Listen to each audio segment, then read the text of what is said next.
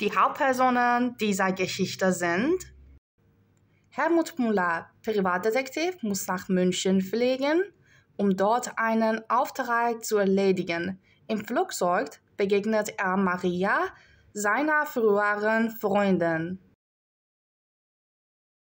Maria Hintersberger will einige Tage in München bleiben, weiß aber noch nicht, ob sie Zeit hat, mit Müller essen zu gehen. Peter von Hacker, Textilfabrikant, hat ein Problem. Seine Tochter ist mit einem italienischen Schlagersänger verschwunden. Bea Braun, Müllers Sekretärin, bleibt in Berlin und trifft sich mit Kommissar Schweitzer. Kommissar Schweitzer weiß viel über Maria Hintersberger und hat einen schlimmen Verdacht.